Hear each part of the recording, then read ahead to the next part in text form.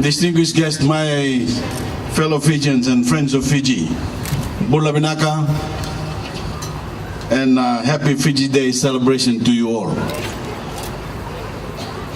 For the second year in a row, I am proud to join you all in the true heart of Sydney, the Greater West. Among so many of the 50,000 Fijians in Australia who make up the biggest Fijian diaspora in the world. I want to begin in the customary way by acknowledging the traditional owners of the land on which we gather and pay respects to their elders, past and present. The Darug, Gandara, and Tarawal peoples. And I imagine, friends, that I imagine that many of you were also here almost exactly 12 months ago when my wife Mary and I also had the pleasure of joining you. So much has happened in our national life since then, both good and bad. The tragedy of Tropical Cyclone Winston back in February and the loss of 44 of our loved ones, followed by, of course, the joy of our Rugby Sevens world champions bringing back gold from Rio in August, in giving us all memories that will last a lifetime. One of the positive things that has also happened is the steadily improving relationship at an official level between Fiji and Australia. We are finally forging a relationship government to government to match the warmth of the relationship we have always shared as people. So I am especially delighted not only to be here today myself, but to welcome a true friend of Fiji, Australia's Minister for International Development and the Pacific, Senator Concetta Fremantle-Wells. It's great to have her here, and I ask you all to give a big Fijian welcome.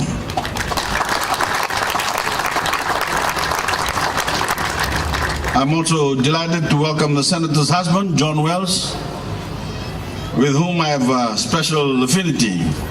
We are both retired commanders in our respective navies, John with the Royal Australian Navy and me with the Fijian Navy. And while Liverpool is a fair distance from the coast, if you get a whiff of salt in the air, you will know why. So please put your hands together also for John, Bula John. I'm also pleased to welcome the Mayor of Liverpool, Wendy Wallang, and to thank her for not only being with us today, but also for hosting an official reception for me and my delegation on Monday night. Wendy.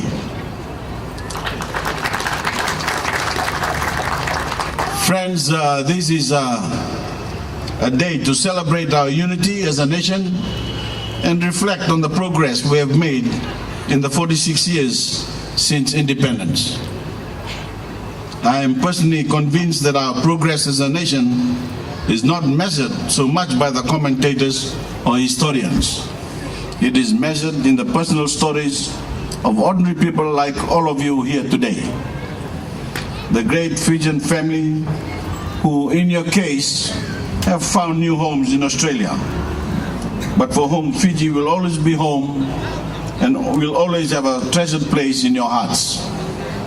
As I said last year, Fijian, Australian, Fijian, it does not matter.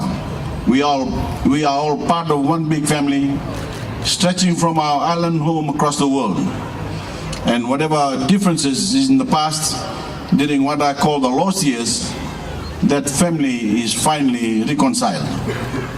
We are finally together as one nation and one people, bound by the love we have for our country and for each other, our fellow Fijians.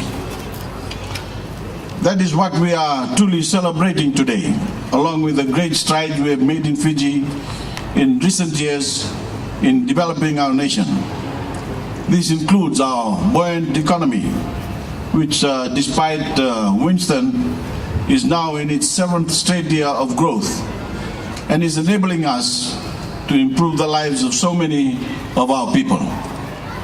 It is also a time to ask the Australian Minister for the Pacific to pass on our gratitude to our government and the Australian people for opening their doors and their hearts to so many of our people, and especially those who left Fiji disillusioned after the coups of 1987 and 2000 to find a better future here. So today, we also celebrate Australia's ethnic diversity and the wonderful way in which it has brought together so many people from around the world to forge one nation and one people. And I want to thank Australia for setting a standard of unity through diversity for the whole world to follow, including every Fijian, because that's what we have also finally done.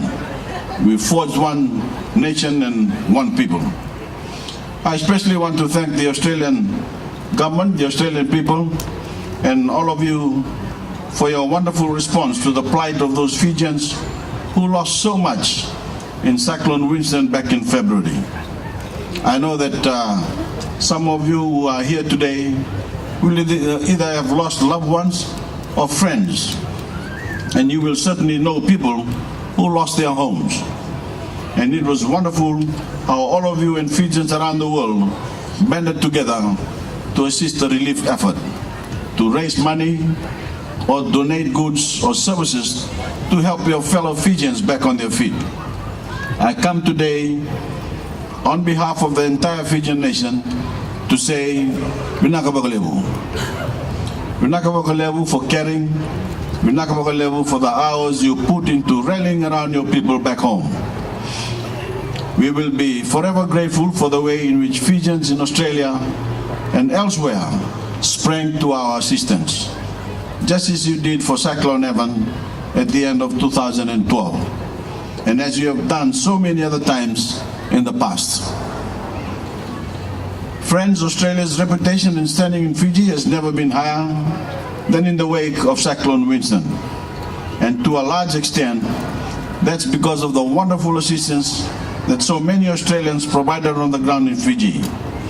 The more than 1,000 servicemen and women who rushed to the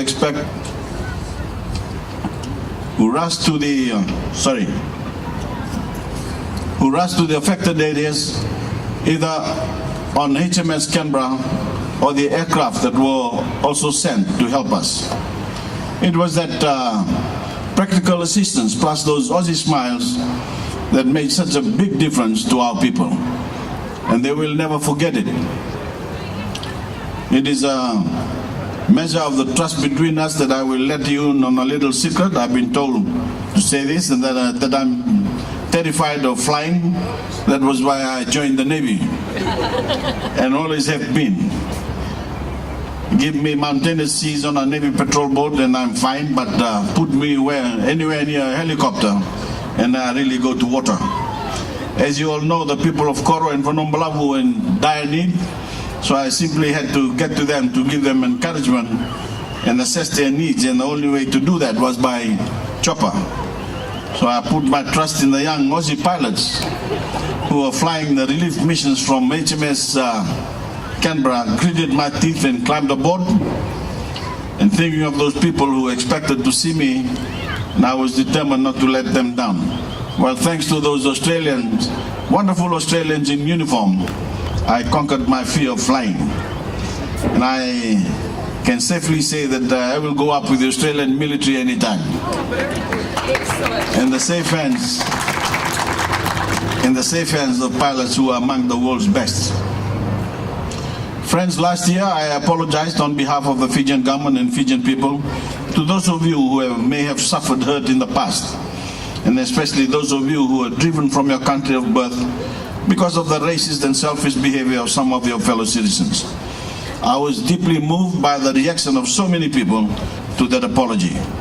People came up to me or wrote to me saying that it meant a lot to them that the suffering had been acknowledged. So I want to repeat today that every person belongs in the new Fiji.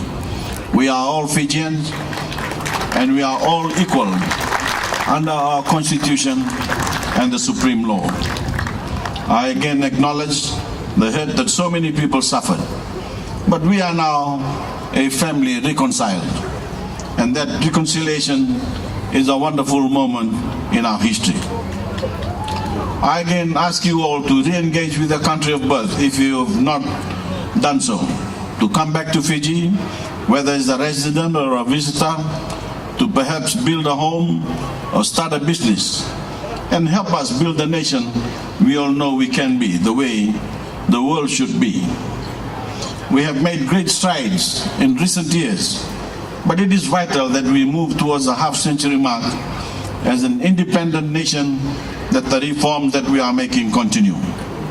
We cannot afford to lose our momentum, especially when it comes to the strength of our economy, on which the prosperity of every Fijian depends.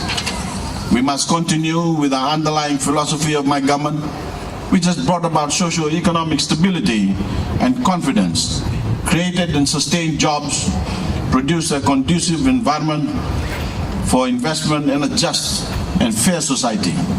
That is why I'm also asking you to support my government as we move our nation forward.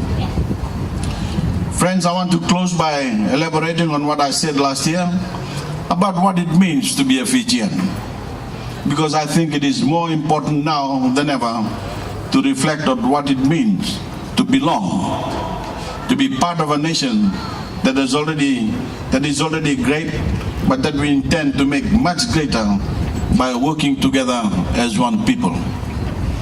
To be Fijian means to be Fijian means to have a caring nature. Na yalololoma, as we say in the Voreqe language, or badadil in Fijian, Hindi, a big heart. It means working together to improve the lives of every single citizen in Fiji, to leave no one behind on our journey forward, and especially the disempowered, the disadvantaged or disabled. It is about extending our hands individually and collectively to lift them up and take them with us. To be a Fijian means fighting injustice, protecting the little guy or girl in the school playground or on the street, standing up for the rights of our women and children, and treating them with the respect they deserve, and insisting that others do the same, defending the vulnerable and making sure they are included in everything we do. It is about protecting our precious island home, our beloved Fiji, preserving our environment and our pristine surroundings so that our children and grandchildren can also enjoy what we have had the privilege to enjoy. That is why Fiji is playing a lead role in the global campaign to protect everyone from the effects of climate change, the extreme weather events and rising sea levels that threaten our very existence. And being Fijian isn't only about defending our way of life at home, but going out into the world and helping defend the way of life of others, of fighting tyranny, poverty, and standing up for vulnerable, ordinary people the world over. That is why Fijian men and women in uniform are serving as UN peacekeepers in some of the most dangerous places on earth. We have performed this noble duty for almost 4 decades, and we will continue to do so. Because as a nation, we care. We choose to put ourselves in danger because we believe in protecting people who are less fortunate than us, not to retreat to our island homes and turn a blind eye to suffering, but to go out to the world and try to make a difference, to make it a better place. So friends, that in essence, it is what I believe it means to be a Fijian, and why this day is so important as we recommit ourselves to the Fijian ideal of service to each other and the people of other nations. It has been a long, hard journey since we first set out on the path to nationhood in 1970. There have been many setbacks, far too many, but we have finally put the lost years behind us and are finally on the right course. As we approach the half century of our independence in 2020, we have much to be proud of and much to celebrate. As I keep saying, especially to our young people, it is a wonderful time to be Fijian. We have come a long way, but our journey has only just begun. We have set ourselves the ambitious goal of transforming ourselves from a developing country into a modern nation state.